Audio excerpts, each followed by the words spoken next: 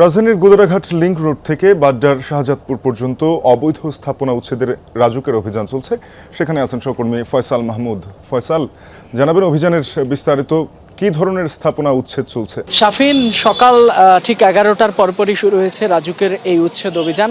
এই অভিযানের উদ্দেশ্য মূলত হচ্ছে গুলশান এলাকার যে হাতির ঝিলের যে অংশটি রয়েছে, অর্থাৎ গোদারাঘাট থেকে শাহজাদপুর হয়ে কালাচাঁদপুর পর্যন্ত যে হাতির ঝিলের যে অংশটুকু রয়েছে, এর পাশে যে অবৈধ স্থাপনাগুলো রয়েছে, সেই অবৈধ স্থাপনাগুলোই মূলত গুড়িয়ে দেওয়া হচ্ছে, অর্থাৎ ভেঙে ফেলা হচ্ছে, সরিয়ে দেওয়া হচ্ছে। এখানে মূলত যেহেতু এই সড়কটি দীর্ঘদিন ধরে সংস্কার কাজ চলছে, ফলে এখানকার আশেপাশের জায়গাগুলো কিন্তু অনেকেই অবৈধভাবে দখল করে আছে। সেখানে বিভিন্ন স্থাপনা কিংবা ব্যবসা প্রতিষ্ঠানের মতো নানা রকম অবৈধ স্থাপনা গড়ে উঠছে, যার কারণেই মূলত দীর্ঘদিন ধরেই রাজুক তাদেরকে মৌখিকভাবে কিংবা চিঠিপত্রের মাধ্যমে উচ্ছেদ করার জন্য আহ্বান জানিয়ে আসছিল। সেই যাকে তারা আসলে সাড়া না দেওয়ায় মূলত আজকে রাজুকের এই অভিযান শুরু হয়েছে।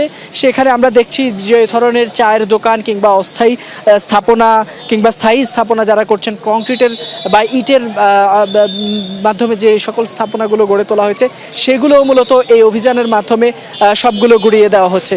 আমরা এখানে নির্বাহী ম্যাজিস্ট্রেট কিছুক্ষণ আগে তিনি ব্রিফ করছিলেন এবং তিনি বলছিলেন এই ধরনের যত স্থাপনা আছে সবগুলোই গুড়িয়ে দেওয়া হবে এবং ভবিষ্যতে যারা এখানে স্থাপনা করবে তাদের বিরুদ্ধে আইনানুগ ব্যবস্থা নেওয়া হবে এবং তাদেরকে জরিমানার আওতায় আনা হবে। তো শাফিন, এখন পর্যন্ত এই অভিযান চলছে, বাড্ডার কালাচাঁদপুর পর্যন্ত এই অভিযান চলবে বলে জানিয়েছে কর্তৃপক্ষ। ফয়সাল, ধন্যবাদ আপনাকে।